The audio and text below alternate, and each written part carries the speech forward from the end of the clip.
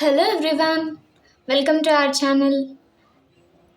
In previous videos, we have seen how to construct the cost of living index numbers. So today we are going to see the problem of constructing the consumer price index number for 2007 on the basis of 2006 from the following data using the aggregate expenditure method and the family budget method. మనము ఇక్కడ consumer price index numbers అనేది కనుక్కోవాలంట. ఏ ఇయర్కి? 2007 ఇయర్కి consumer price index కనుక్కోవాలి. దేన్ని రిఫరెన్స్గా తీసుకొని? 2006 అనేది రిఫరెన్స్గా తీసుకొని లేదంటే బేస్ ఇయర్గా తీసుకొని మనం కన్జ్యూమర్ ప్రైస్ ఇండెక్స్ అనేది కనుక్కోవాలి by using both the methods, the aggregate expenditure method and the family budget method. First ఈరోజు మాత్రం ఈ మెథడ్లో ఎలా కన్జ్యూమర్ ప్రైస్ ఇండెక్స్ క్యాలిక్యులేట్ చేయాలో చూద్దాం. ఇక్కడ మనకు డేటా ఇచ్చారు. కమోడిటీస్, ఏమేం కమోడిటీస్ ఉన్నాయి? A, B, C, D, E and F. These are the commodities and quantity consumed in the year 2006 ఇయర్లో కన్జ్యూమ్ చేసిన క్వాంటిటీ, అంటే ఒక్కొక్క కమోడిటీకి ఎంతెంత క్వాంటిటీ అనేది తీసుకున్నారు అనే డేటా ఇది. And these are the units. Price in 2006లో ఈ కమోడిటీస్ యొక్క ప్రైస్ ఎంత, ఇప్పుడు 2007లో ఈ కమోడిటీస్ యొక్క ప్రైజెస్ ఎంత, ఈ డేటా అనేది ఇచ్చారు. సో మనం ఏం చేయాలి అంటే ఇలా ఒక టేబుల్ వేసుకోవాలి. ఈ టేబుల్ వేసుకొని సేమ్ ఇక్కడ ఎన్ని కాలమ్స్ ఇచ్చారో అన్ని కాలమ్స్ డ్రా చేసుకోవాలి సేమ్గా. అండ్ 2 ఎక్స్ట్రా కాలమ్స్ డ్రా చేసుకోవాలి. ఎందుకు అంటే మనకి consumer price index number formula for aggregate expenditure method. ఇక్కడ ఫస్ట్ మెథడ్ యూజ్ చేస్తున్నాం కదా. ఈ ఫార్ములా ఏంటి? మనకి summation P1 Q0 by summation P0 Q0 into 100 కదా ఫార్ములా. అంటే ఇక్కడ మనం వెయిట్స్ అనేటివి బేస్ ఇయర్ క్వాంటిటీస్ని తీసుకుంటాం ఈ అగ్రిగేట్ ఎక్స్పెండిచర్ మెథడ్లో మనం నేర్చుకున్న ప్రకారం. సో ఫార్ములా అనేసి ఇది. సో ఈ ప్రకారంగా మనం ఇక్కడ క్యాలిక్యులేట్ చేసుకోవాలి. So we need to calculate summation P1 Q0 and summation P0 Q0. So ఇక్కడ ఫస్ట్ ఈ 1 2 3 4 5 6th కాలంలో సమ్మేషన్ P1 Q0 కనుక్కుందాం. ఈ లాస్ట్ కాలంలో సమ్మేషన్ P0 Q0 అనేది కనుక్కొని ఈ వచ్చిన వాల్యూస్ని ఈ ఫార్ములాస్లో వేస్తే గనక మనకి consumer price index number for the year 2007 అనేది వచ్చేస్తుంది by using the method aggregate expenditure method. So first ఇక్కడ P1 Q0 అంటే ఏంటి? P1 అనేది ఏం చెప్తుంది? Current year. So the current year price and not అంటే ఇక్కడ Q0. P అంటే ప్రైస్, Q అంటే క్వాంటిటీ, 0 అంటే base year. So the current year price multiplied by base year quantity. So 6.00 into quantity consumed in base year 6 అంటే 6.00 into 6, 8.00 into 6, 9.00 into 1. So ఇలా అన్ని multiply చేసి వాల్యూస్ని ఇక్కడ రాసుకుందాం.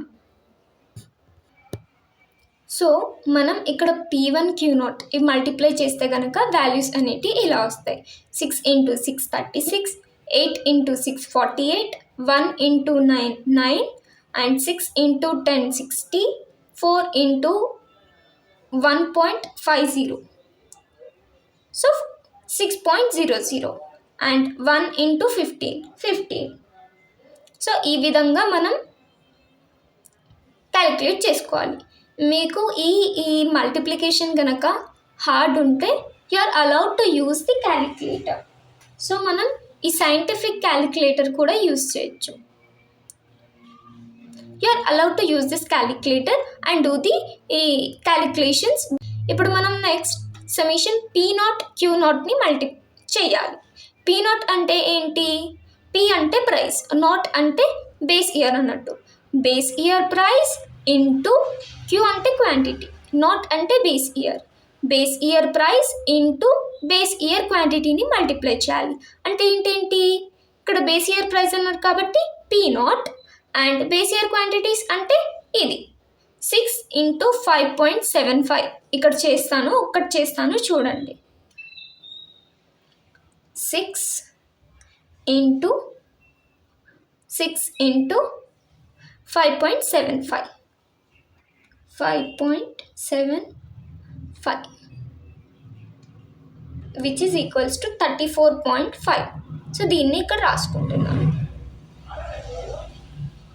34.5. సో ఈ విధంగా నేను ఇవన్నీ క్యాలిక్యులేట్ చేసి ఇక్కడ రాస్తాను. సో మీరు ఇలా మల్టిప్లై చేసి ఇలా రాసేయండి. P naught into Q naught అంటే పీ నాట్ ఇది, క్యూ నాట్ అనేది ఇది. 5.75 into 6 is 34.50, 5 into 6 is 30, 6 into 1 is 6, and 8 into 6 is 48, 2 4s are 8, and 20 into 1 is 20. So మనకి ఫార్ములా ఏంటి? Summation P1 Q0 by summation P0 Q0 into 100. అంటే వీటిని మనం some చేయాలి. సమ్ చేస్తే ఏమవుతుంది? ఇది సమ్మేషన్ P1 Q0 అవుతుంది. సో ఇక్కడ వీటన్నిటిని సమ్ చేద్దాం. 36.00 plus 48.00 plus 9.00 plus 60.00 plus 6.00 plus 15.00 which is equals to 174. So ఇక్కడ ఏం రాస్తానంటే summation P1 Q0 is equals to 174. Summation అంటే ఏంటి? ఈ P1 Q0 అన్నిటినీ యాడ్ చేయటం అనేది సమ్మేషన్. ఇది P1 Q0, ఇది P1 Q0 for commodity B, this is P1 Q0 for commodity C. So ఇవన్నీ కమోడిటీస్ యొక్క P1 Q0ని సమ్ చేస్తే మనకి సమ్మేషన్ P1 Q0 అనేది వస్తుంది. This is 174. సేమ్ దీనికి కూడా మనం అలాగే చేయాలన్నమాట. To find out the summation P0 Q0.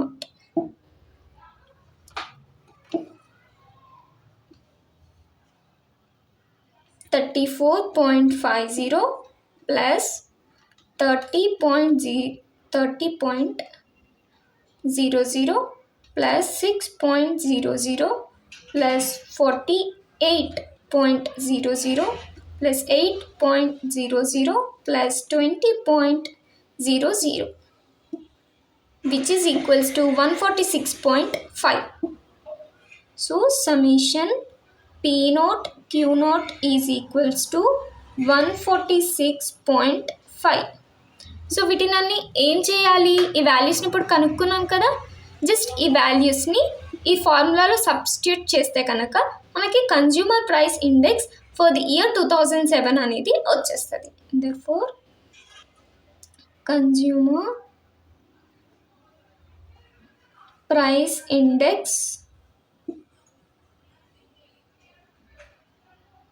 is equals to summation P1 Q0 is 174 divided by 146.5 into 100.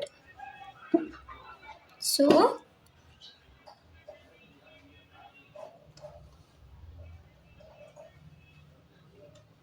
174 divided by 146.5 into 100 which is equals to 118.77.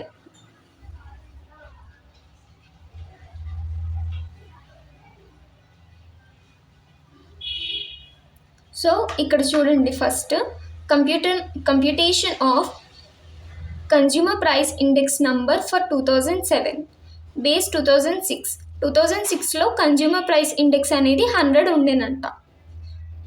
And ఇక్కడ మనకు 2007కి consumer price index ఏమొచ్చింది?